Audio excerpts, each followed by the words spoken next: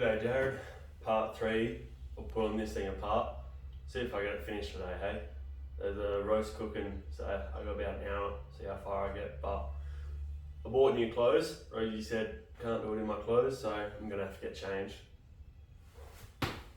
This should get me out of trouble. Got the safety slippers on and all, so let's get into it, eh? A few bits and pieces left. Seat belt, carpet, wiring, roof spoiler, window motor, aerial, tail lights, and stuff in the engine bay. There's actually more than I thought, so might be dreaming to get this done in an hour, but let's crack into it, see how far I get, eh? Alright, so tail lights, rear garnish, pretty easy to pull out. All along the inside there are a lot of little nuts. I think they're about 8mm nuts, 8 or 10. Undo them, should come out, hopefully. I know that these are usually pretty glued in, so I'm gonna have a bit of sticky stuff. Hey. But yeah, pull it out.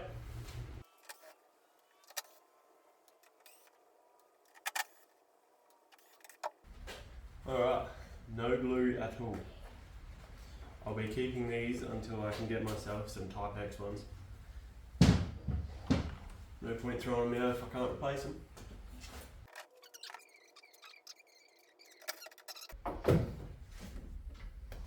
Hello. Hello. Yeah.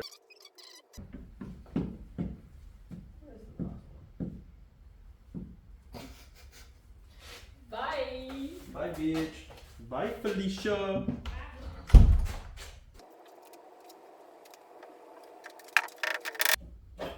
Oh. Metal. Just like that. The whole rear assembly done, finished. So there's still wiring in there. I'll go through and I'll label everything so I remember where the plugs go. Make it easy when I put it back together, but I'm not going to focus on doing that on camera because that's just monotonous. Hippopotamus? Monotonous? I think that's the word. Anyway, let's get the motor out, eh?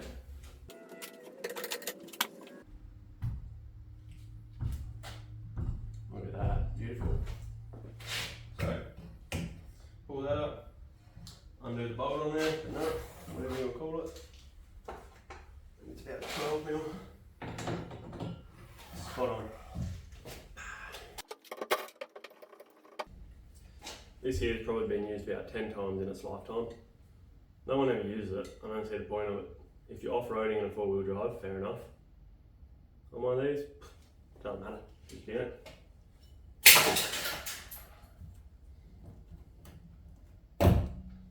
Rubber off. Not back on, I'm not keeping it, but saves cleanup.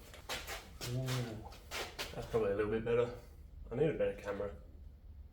The phone camera is just not cutting it, and I see that when I watch the video on YouTube, so upgrades, people, upgrades. Upgrades, people, upgrades. That's how we make the dough.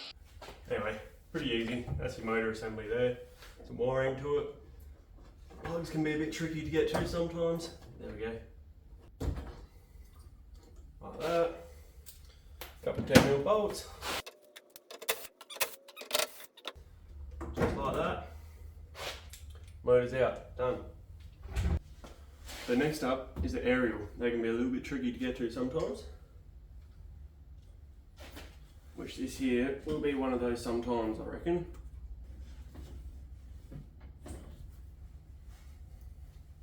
Bit more homemade sound, didn't it? A couple 10mm. One. Two. Loosens that whole assembly. And now these can be a bit of a pain. They're usually a screw top, but you need a certain tool. I have something better than a certain tool. I've got some vice grips.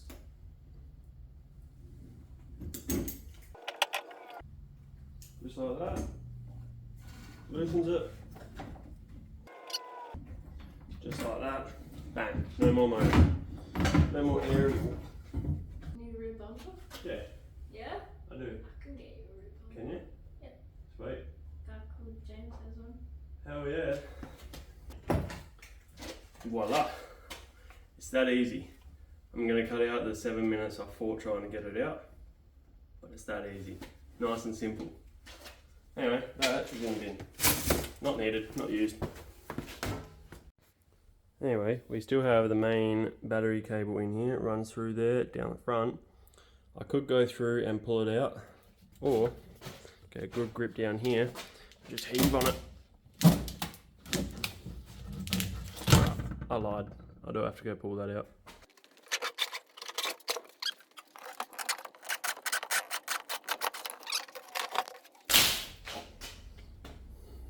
Red belly black cable is out.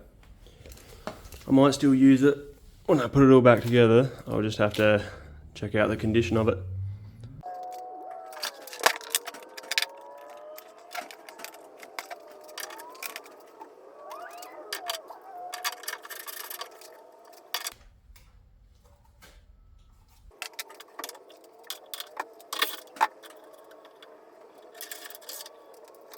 Next to come off is the roof spoiler, which is just a bit of double-sided tape, but I don't want to go breaking the plastic, so I'm gonna have to be careful with it pulling it off.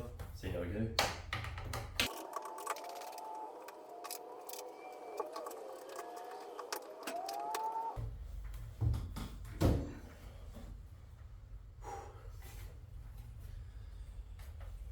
Whoever put that on did a really good job on one half of it. Driver side, immaculate. Passenger side, I think the wind would have taken it off.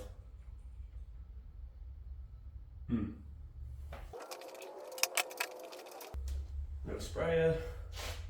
That wouldn't have been doing anything anyway with the rear wing on. Straight up and over. Alright, so I've come through. I've cleaned out all the bolts and screws out of the carpet, so time to get the carpet out now.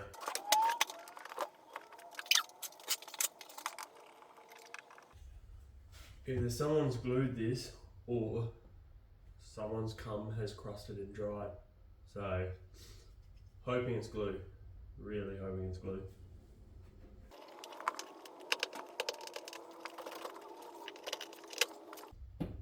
Alright, so not glue, not cum, screws.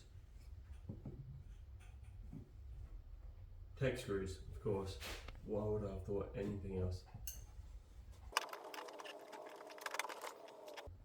I'm surprised, no rust so far, fingers crossed. Better not speak too soon.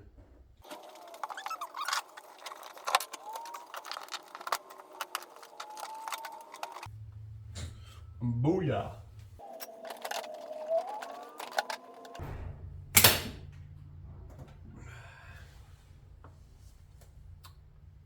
Broke him, that is shit.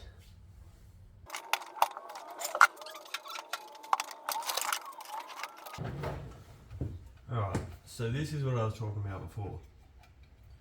It is a MirrorLink Car Connectivity Consortium.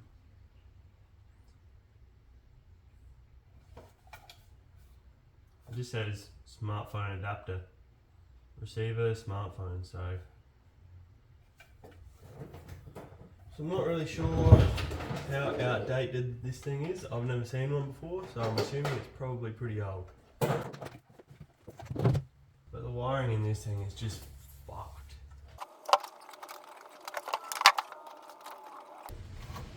More fluff.